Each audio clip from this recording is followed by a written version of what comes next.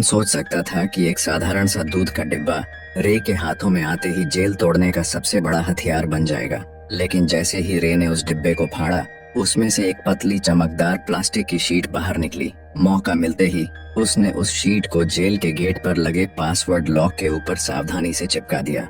जब गार्ड ने password type किया तो उसकी उंगलियों के निशान उस शीट पर साफ छप गए। रे ने एलिमिनेशन मेथड का इस्तेमाल करते हुए जल्द ही सही पासवर्ड का कॉम्बिनेशन ढूंढ निकाला, लेकिन असली चुनौती अभी बाकी थी। गेट के बाहर हाथ कैसे पहुंचाया जाए। रे ने टॉयलेट पेपर को पानी में भिगोकर छोटी छोटी गोलियां बनाई और उनमें टूथपेस्ट मिलाकर एक चिपचिपा मिश्रण तैयार किया। फिर एक बड़े कागज की शीट में इन्हें लपेटकर उसने एक अनोखा चिपचिपा हथियार बनाया। लेकिन यह सब करने के लिए उसे कैमरे की नजरों से बचना था। रे ने पहले ही गार्ड की दिनचर्या का बारीकी से अध्ययन कर लिया था। हर बार जब गार्ड उसे सेल में बंद करके जाता, वह बाहर सिगरेट पीने और समय बिताने के लिए चला जाता। इस दौरान मॉनिटरिंग रूम 7 मिनट के लिए खाली रहता था। यही रे का सबसे बड़ा मौका था। रे जानता था कि जेल से भागने के लिए 3 चीजें जरूरी हैं। पहला, गार्ड्स की रूटीन की पूरी जानकारी। दूसरा, जेल के ढांचे का सटीक अंदाजा। और तीसरा, बाहर किसी भरोसेमंद साथी का होना। रे ने पहले 2 चीजों पर पकड़ बना ली थी। उसने जेल के पास एक कमजोर जगह भी ढूंढ निकाली थी, एक फायर स्टेशन जो जेल की दीवार से सटा हुआ था। रे के पास ब्लैक सेल की लोकेशन का भी पता था। सब कुछ दिमाग में सेट करने के बाद उसने अपने प्लान को अमल में लाना शुरू किया। उसने जानबूझकर एक कैदी पर हमला कर उसे घायल कर दिया। जैसा उसने सोचा था वैसा ही हुआ। गार्ड्स ने उसे सजा के तौर पर ब्लैक सेल में डाल दिया। जब गार्ड खाना देने आया, रे ने चुपके से कागज की गोली छोटी खिड़की के ताले में डाल दी, जिससे वह आसानी से खुल गई। पासवर्ड सिर्फ 4 अंकों का था, जिसे रे ने चुटकियों में क्रैक कर लिया। ब्लैक सेल से निकलते ही उसने मॉनिटरिंग सिस्टम को हैक कर 1 मिनट पुराना फुटेज चला दिया, ताकि गार्ड्स को कुछ पता न चले। इसके बाद उसने फायर स्टेशन से जुड़ी वेंटिलेशन पाइपलाइन को खोज निकाला। जब गार्ड सिगरेट पीने में व्यस्त थे, रे उस पाइप के रास्ते रेंगता हुआ बाहर निकल गया।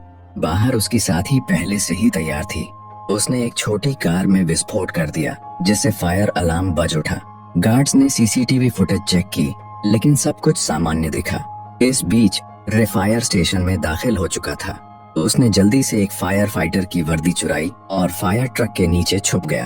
अफरा तफरी का फायदा उठाकर वह ट्रक के साथ घटनास्थल तक पहुंचा और वहां से अपनी साथी की गाड़ी में बैठकर साफ बच निकला। यह रे की 14वीं जेल ब्रेक थी, जहां यह खुलासा होता है कि वह कोई नॉर्मल अपराधी नहीं था। उसका असली काम जेलों की सिक्योरिटी सिस्टम को टेस्ट करना था। असल में वह एक सिक्योरिटी कंपनी का ओनर था, जिसकी वजह से वह नकली कैदी बनकर जेलों में घुसता और अपनी काबिलियत से बाहर निकलकर यह प्रूफ करता था कि जेल की सिक्योरिटी सिस्टम में सुधार की जरूरत है या नहीं। वह इतनी जेलों से भाग चुका था कि लोग कहने लगे कि यह बंदा किसी भी जेल को एस्केप कर सकता है। एक दिन CIA के लोग उसके पास आए और कहा कि उसे एक बहुत कड़ी और खुफिया जेल में जाना होगा, जिसका नाम या लोकेशन किसी को बताने का आर्डर नहीं था। यह मिशन बहुत खतरनाक था। बावजूद इसके रे मान गया, क्योंकि उसे लाखों डॉलर का यह ऑफर वर्थ हिट लगा। कौन जानता था कि पैसा सच में इंसान से कुछ भी करवा सकता है। उन्होंने रे को एक नई पहचान और एक सीक्रेट एग्जिट कोड दिया, जिसका इस्तेमाल वह अगर कुछ गलत हो तो भागने के लिए कर सकता था। जाने से पहले उन्होंने उसके शरीर में एक ट्रैकिंग डिवाइस भी लगाया। जल्दी ही वह दिन आ गया जब उसे जानबूझकर अरेस्ट होना था, लेकिन अचानक कुछ लोगों ने उसे अगवा कर लिया और इलेक्ट्रिक शॉक दे दिया। इससे पहले कि उसे कुछ समझ आता, उन्होंने उसके हाथ से ट्रैकिंग डिवाइस को निकाल दिया और उसे बेहोश कर दिया। जब उसकी आंखें खुली तो उसने खुद को एक अजीब सी जेल में पाया, जिसमें हर रूम कांच का बना हुआ था और वहाँ हर जगह कैमरे थे। उसके आसपास सभी कैदियों को भी ऐसे ही 24 घंटे सुपरविजन में रखा गया था। यह जेल पूरी तरह से हवा में लटकी हुई थी, जिससे कोई भी कैदी जमीन खोदकर भागने का सोच भी न सके। यह देखकर रे को तुरंत समझ आ गया कि वह एक बुरी सिचुएशन में फंस चुका है। वहां से जितना जल्दी हो सके निकलने के लिए उसने सीक्रेट कोड बोला, लेकिन जेल का जेलर एक टेढ़े दिमाग का आदमी निकला। उसने बिना कुछ सुने रे को फिर से बंद कर दिया। अब यहाँ यह राज सामने आता है कि जेलर किसी ऐसे आदमी से मिला हुआ था जो रे का दुश्मन था। कुछ देर बाद उसने देखा कि यहाँ के गार्ड्स पूरी तरह से हथियारों से लैस हैं और चेहरे पर काले मास्क लगाकर घूमते हैं, और गार्ड्स की संख्या भी कैदियों से कई ज्यादा थी, जिसकी वजह से उनका जब मन करता वे किसी को भी मारने या पीटने लग जाते। वहीं कैदियों को टॉर्चर करने के लिए एक भयानक कमरा बनाया गया था, जहां अंदर जाते ही तेज रोशनी से आंखें चकाचौंध हो जाती थीं। इसके अलावा वहां का तापमान भी बहुत ज्यादा था, लेकिन इसके बावजूद दर्द को सहते हुए रे जैसे तैसे पूरे कमरे की जांच पड़ताल करने लगा। तभी मुआयना करते हुए उसकी नजर फर्श पर स्टील प्लेट से जुड़ी कील पर पड़ी। उसी मोमेंट उसके दिमाग में एक आइडिया आया। बाहर निकलने के बाद उसने प्लान बनाना शुरू कर दिया। अब जेल से बाहर निकलने के लिए उसे किसी की सख्त जरूरत थी। जैसे ही उसने अपनी पहचान बनानी शुरू की, तभी टाइससन नाम का एक आदमी उससे दोस्ती करने आ गया। उसकी आंखों में अलग ही चमक थी। उसने सीधे पूछा, क्या चाहिए तुझे? रे ने भी कुछ नहीं छुपाया और सीधा कहा, मुझे एक चमकदार आयरन शीट चाहिए जो रोशनी को रिफ्लेक्ट करे, और अगर तुम मुझे यह लाकर देते हो तो हमारी दोस्ती पक्की समझो। इस पर टाइससन भी राजी हो गया। इसके बाद वह सीधा जेलर के पास पहुंच गया और उसे उल्टा सीधा कहने लगा, जिससे टेढ़े दिमाग का जेलर गुस्से में आकर उसे वाटर टॉर्चर देने लगा। हालांकि इसी बीच टाइससन ने चालाकी से उस कमरे का ड्रेन कवर निकाल लिया। काफी मार खाने के बाद उसने वह कवर रे के हवाले कर दिया। रे को लगा, वाह, ये आदमी तो काफी शातिर खिलाड़ी निकला। टाइससन से इम्प्रेस होकर उसने अपनी असली पहचान बता दी कि मैं एक जेल ब्रेकर हूँ। इसी के साथ उसने अपना एनालिसिस भी बताया कि इस जेल का स्ट्रक्चर वर्टिकल है, जिसका मतलब ये जेल अंडरग्राउंड में बनाई गई है। दरअसल जब रे टॉर्चर रूम में था तो उसने जमीन के नीचे से पानी की आवाजें सुनी थीं, जिसका मतलब वहाँ एक पानी की पाइपलाइन हो सकती है जिससे उन्हें भागने का रास्ता मिल सकता है। इस सब के बाद टाइससन ने जानबूझकर जेल के गुंडे मार्को ब्रदर्स से पंगा ले लिया। उधर रे ने एक रोटी को हथेली में छिपा लिया। फिर जैसे ही मार्को के आदमियों ने जेल में मारपीट मचाई, प्लान के अकॉर्डिंग दोनों को टॉर्चर रूम में डाल दिया गया। वहां पहुंचते ही रे ने फौरन ड्रेन कवर निकाला और उसकी रिफ्लेक्शन से कीलों पर फोकस डाला। देखते ही देखते हाई टेम्परेचर की वजह से वे कीलें पिघलकर बाहर निकलने लगीं और एक एक करके कुछ ही सेकंडों में उसने सभी को निकाल लिया। फिर उसने रोटी का टुकड़ा मुंह में डालकर टाइससन को इशारा किया ताकि वह गार्ड का ध्यान अपनी तरफ खींचे। इसके बाद टाइससन ने अपना काम शुरू कर दिया, जिससे जेलर का ध्यान उसकी तरफ चला गया। वहीं रे ने तुरंत गीली रोटी को सीसीटीवी कैमरे पर चिपका दिया ताकि अंदर की फुटेज ना दिखे। फिर वह फ्लोर से नीचे उतर गया और पाइपलाइन में चढ़ते हुए आगे बढ़ने लगा, लेकिन बदकिस्मती से रास्ते में गलती से एक तार टूट गया, जिससे पानी बाहर आने लगा। आखिरकार जब वह ऊपर पहुंचा तो उसके पैरों तले जमीन खिसक गई, क्योंकि यह जेल जमीन के नीचे नहीं बल्कि समुद्र के बीचों बीच पानी की एक विशालकाय शिप में थी, जहां से भाग पाना नामुमकिन था। इस बीच पानी लीक होकर जेल के अंदर भरने लगा, जिसकी वजह से टॉर्चर रूम के कैदियों को रिहा कर दिया गया। खुशकिस्मती से रे गार्ड्स की नजरों से छिपकर समय पर वापस आकर बच गया। हालांकि दूसरी ओर एक नई मुसीबत उसका इंतजार कर रही थी।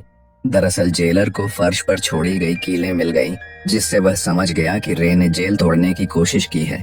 उसके बाद उसने फौरन एक आदमी को कॉल लगाया, जहां यह राज खुला कि रे को इस जेल में फंसाने वाला कोई और नहीं बल्कि उसका बिजनेस पार्टनर लेस्टर निकला, जिसने कंपनी के लालच में आकर यह साजिश रची थी। अब अगले दिन किसे पता था कि रे के ऊपर टॉर्चर के बादल मंडराने लगेंगे। जब जब वह सोने की कोशिश करता, गार्ड्स उसे जगा देते और इसका फायदा उठाकर वह उसे खूब मारते पीटते भी थे। ऐसे ही कई दिन बीत गए। रे पूरा दिन बेहोशी और थकान में रहता। आखिरकार उसकी हालत देखकर गार्ड्स उसे रोज मेडिकल रूम ले जाने लगे। कितने जख्म, कितनी दर्दनाक यादें, कितनी टूटी उम्मीदें, फिर भी वह अपनी लड़ाई लड़ता रहा। डॉक्टर भी उसे देखकर दंग हो जाता था। कुछ दिनों के बाद टॉर्चर का सिलसिला खत्म हो गया और उसने फिर से प्लान बनाना शुरू कर दिया। दरअसल खाना खाने के बहाने वह टेबल के नीचे चोरी छिपे एक डायरेक्शन बताने वाली डिवाइस बनाने लगा।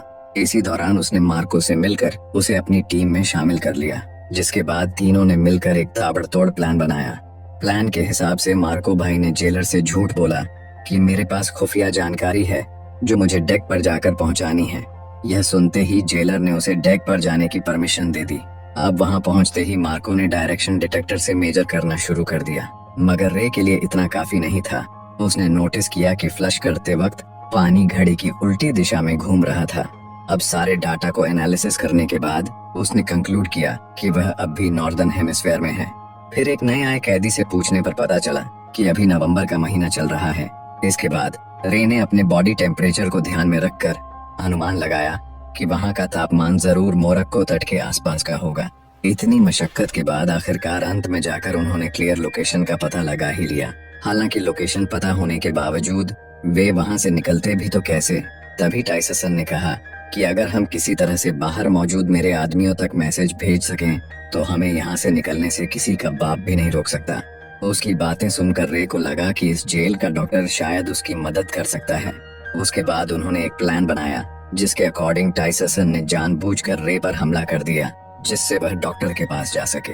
ऐसे ही कई दिनों तक रे बीमार होने का नाटक करके रोजाना डॉक्टर के पास जाने लगा। डॉक्टर को भी रे का दर्द बर्दाश्त नहीं हुआ और वह उसकी मदद करने के लिए राजी हो गया। अब यहाँ यह खुलासा होता है कि दरअसल डॉक्टर भी यहाँ उम्र कैद की सजा काट रहा था, इसलिए उसने रे को उसके परिवार से मिलाने का वादा किया। जिसके बाद उसने गुप्त रूप से रे का मैसेज टाइसन के आदमियों को भेज दिया। सारी तैयारी हो चुकी थी। तभी रात को जेलर ने देखा कि रे दीवार पर कुछ टैप कर रहा है। असल में यह मोर्स कोड था और जब जेलर ने इसे डिकोड किया तो लिखा मिला कि कल सुबह सी ब्लॉक में दंगा होने वाला है। यह देखकर जेलर के पसीने छूटने लगे। उसने तुरंत सी ब्लॉक में 3 गुना सिक्योरिटी बढ़ा दी। अब उसे कौन बताए कि यह तो रे का मास्टर स्ट्रोक था। असली दंगा तो उसके अपने ब्लॉक में होने वाला था जहां सिर्फ 2 गार्ड्स ही बचे थे। अब जल्दी ही अगली सुबह 2 गैंग्स आपस में भिड़ जाते हैं। इस हंगामे का फायदा उठाकर रे, टाइसन और मार्को वहां से भाग निकलते हैं। तभी भागते भागते रे कैमरे के सामने आकर जेलर को चिढ़ाता है। गुस्से में आकर जेलर सभी गेट्स को बंद करवा देता है। फिर तीनों पाइपलाइन के रास्ते से जेल की छत की तरफ चढ़ते हैं। जब वे डेक के बिल्कुल पास पहुंचते हैं तो उनका रास्ता एक इलेक्ट्रॉनिक गेट से बंद हो जाता है जिसे खोलने का बस एक ही रास्ता था कि पूरी जेल का पावर ऑफ कर देना। इस जोखिम भरे काम से सबको वापस पकड़ा जा सकता था। वहीं दूसरी तरफ जेलर ने मोशन डिटेक्टर के जरिए उनकी लोकेशन ट्रेस कर ली और फिर सारे गार्ड्स उनके पीछे लग गए। तभी भागने के दौरान मार्को को गोली लग जाती है। वह समझ जाता है कि उसका जिंदा बचना अब मुश्किल है, इसलिए वह अपने साथियों को भागने को कहता है और अकेले गार्ड्स को रोकता है। जैसे तैसे रे नीचे पावर रूम तक पहुंचकर पूरे शिप का पावर ऑफ कर देता है और ऊपर गेट खुलते ही टाइसन तुरंत डेक तक पहुंच जाता है। खुशकिस्मती से वहां हेलीकॉप्टर भी पहुंच चुकी थी, लेकिन टाइसन के मजबूत इरादों की वजह से वह रे को अकेला छोड़कर जाता भी तो कैसे। उसने मशीन गन उठाई और सामने आने वाले गार्ड्स पर गोलियां चलानी शुरू कर दी। वहीं दूसरी तरफ रे छुपकर पानी के एक टैंक में घुस गया जहां उसे ढूंढ पाना मुश्किल था। यह देखकर जेलर ने तुरंत आदेश दिया कि शिप को दोबारा रिस्टार्ट करो, जिससे जिस पानी के टैंक में रे छुपा था वह अपने आप फ्लश होने लगा, जिससे रे फौरन समुद्र में जा गिरा। रे का दिमाग देखकर जेलर के तो होश ही उड़ गए। वहीं इधर टाइसन ने एक बंदूक उसकी तरफ फेंकी। रे ने तुरंत कैच किया और कुछ गोलियां फायर कर दी, जिससे जेलर के पीछे रखे तेल के ड्रम फट गए। इसी के साथ जेलर की वही मौत हो गई। अब सब कुछ शांत हो गया और वे दोनों अफ्रीकन तट पर पहुंच गए। अचानक सामने से एक गाड़ी आई जिसमें से एक लड़की उतरी। वह लड़की और कोई नहीं बल्कि जेसिका निकली, जिसने रे को यह मिशन का ऑफर दिया था। तब रे को पूरी बात समझ आई। यह सारा प्लान डसन की बेटी का था। दरअसल जेसिका ने अपने पिता को बचाने के लिए उसे जेल में भिजवाया था और रे की चालाकी से उसे बाहर भी निकलवा लिया। आखिरकार रे के चेहरे पर एक प्यारी सी मुस्कान खिल उठी और ऐसे ही संघर्ष और हार न मानने के जज्बे से वे लोग अपने परिवार से वापस मिल सके। यही मुलाकात इस खूबसूरत फिल्म का अंत बन गई। तो दोस्तों, आशा है आपको कड़ी मेहनत और उम्मीद से भरी ये मूवी पसंद आई होगी।